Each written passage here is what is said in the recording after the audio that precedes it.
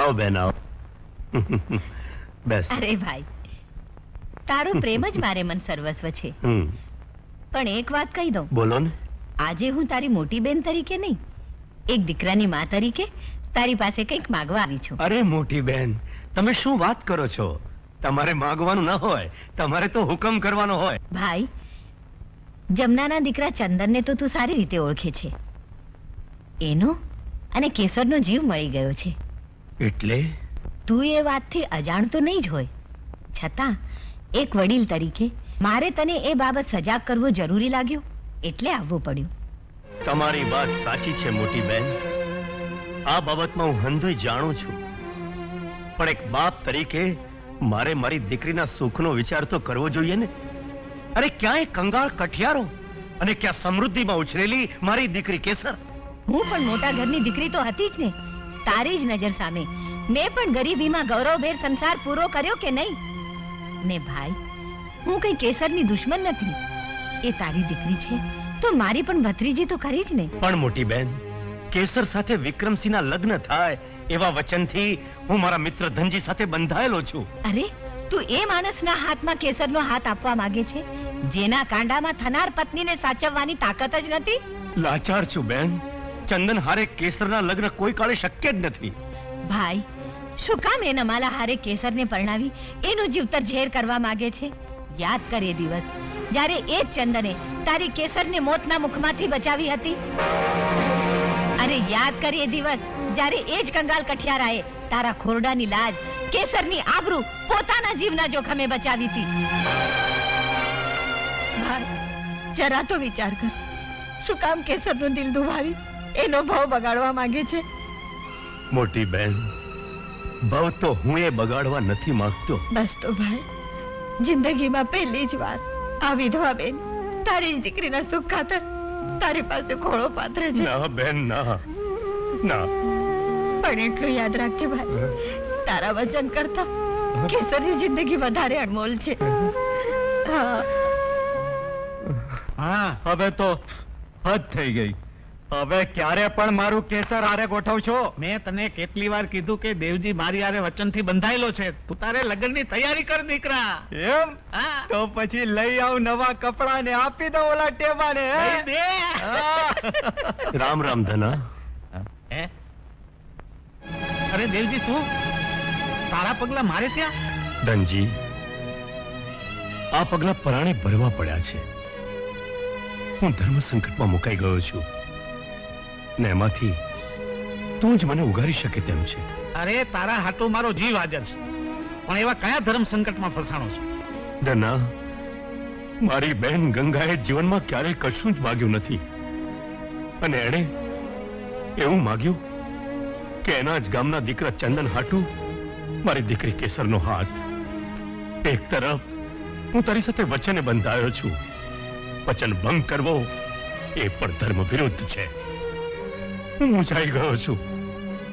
તું જ માર કાઢ કે મારે આમાં શું કરવું? અરે ગાંડા, એમાં મૂંઝાય છે સાનો? સંકટ સમયમાં એકબીજાને કામ ન આવે તો ભાઈબંધ શાના?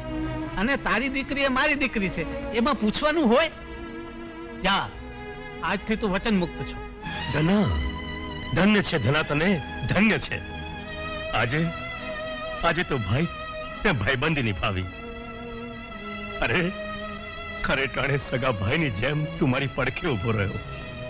લોકોના હૃદયમાં ભગવાન હોય છે, પણ આજે તો મારા હૃદયમાં ધના તે જ ભગવાનનું સ્થાન પ્રાપ્ત કર્યું છે. ભાઈ, આ તારો ઉપકાર હું જીવનમાં ક્યારે નહીં ભૂલું, ક્યારે નહીં ભૂલું. રામ રામ. આવજો. બાપુ, તમે શું કર્યું બાપુ?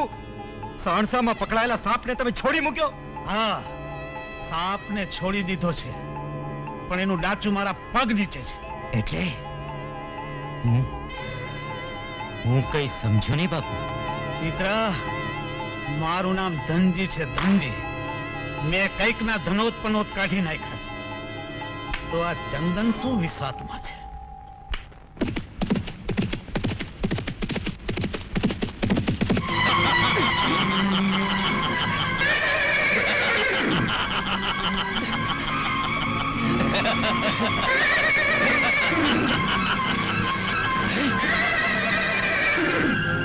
દોરડાને આગ લગાડી દે.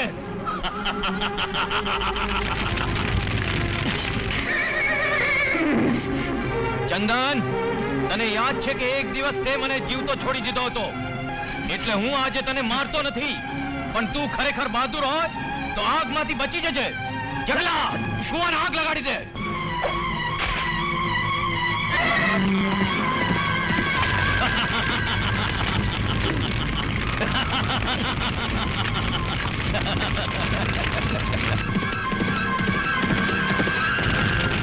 જગલા,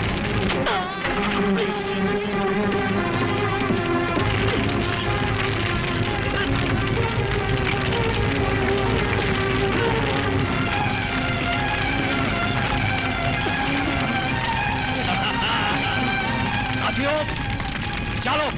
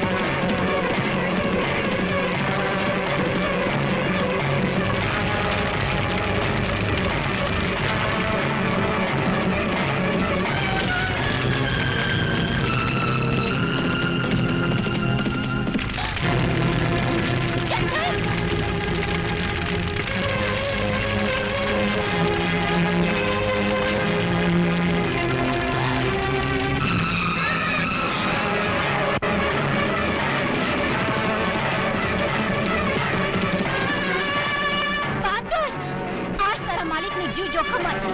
આજ બહાદુર બનીને ચેતક બની જા. જા!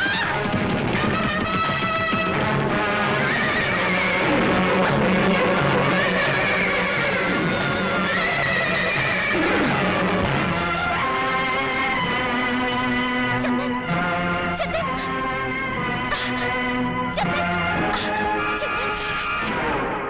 શું ચંદન ફરી પાછો બચી ગયો? બાપુ, હવે તો ચંદન અને કેસરના લગ્ન થશે જ થશે. હદ કરી આ ચંદને. હો બાપુ, આ તમારા વિક્રમે ધાર્યો તો એના કરતા એ વધુ ધરખમ નીકળ્યો, અને તમે કોઈનું ધનોત પનોત ન કાઢી શક્યા. હવે શું કરશું બાપુ? કરવાનું શું દીકરા? હમ, હવે તો ચંદનના લગ્નમાં હમ, અણવરનું કામ કરવું પડશે. આ, કોઈ કામમાં ગરમી જ નહીં, બધું કામ ઠંડકથી જ કરે. ઓ અરે ગંગામાં, તમે આ બધું કામ કરશો તો પછી અમે શું કરશું? જો હા. મફત, હા. આ બધું કામ તો હું કરી લઈશ, હા. પણ તારે છે ને હા. એક અગત્યનું કામ કરવાનું છે. હા હા, બોલો બોલો. જો હા. લગનનો દિવસ આવી ગયો છે હા. અને રાધા હજુ સુધી નથી આવી, ઓહો. તો તારે એને તેડવા જવાનું છે. હા તે તમે જરાય ચિંતા કરો માં, હું સીતાપુર જવા તરત નીકળું છું. તમે જરાય ફિકર કરો માં. હે ને ધામધૂમથી લગનની તૈયારી ચાલુ રાખો. પણ જટ હો. અરે તમે એમ જ સમજો ને, એવો જાઉં છું એવો જ પાછો આવું છું. એટલે હા એટલે ખાલી હાથે નહીં, હા. ભેગા હે ને રાધાબેન અને ભાણાભાઈ ને લઈને પાછો આવું છું. હા. ગંગામાં હું ખાલી હાથે જાઉં એવોય નથી ને આવું એવોય નથી. હે ને જાણને છાંયે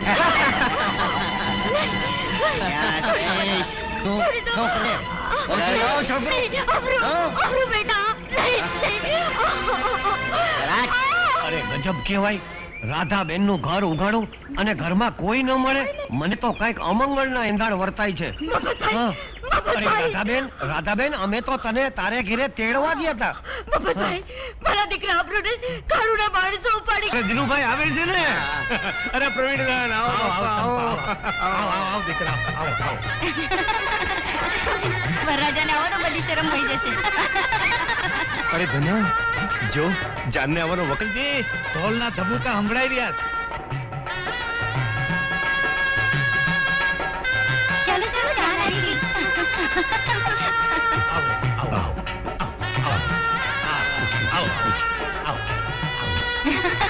કેમ જાન આવતા જ મોં ઢાંકી દીધું? કન્યા પધરાવો સાવધાન.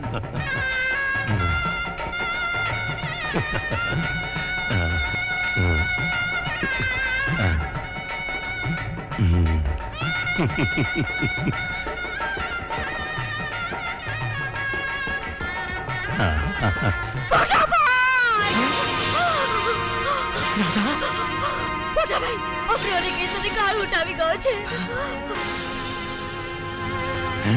બોલ, કેસર ક્યાં છે? ખબરદાર ચંદન, જો જરા પણ ચાલાકી કરવાની કોશિશ કરી છે તો તારી આ લાડબેનના પણ તારા ભાણિયા જેવા જ હાલ થશે.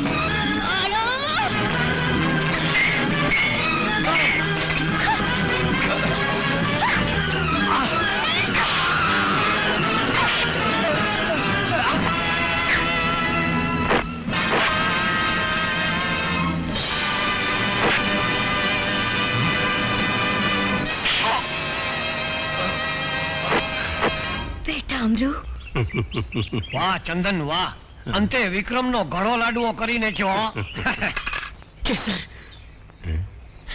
ચંદન કે હવે તારી ની મારે આજ જીવો ના ના ના ના ના ના કે હવે તારી ની મારે આજ જી મનાવડા ગોરી તાજન સંગા છે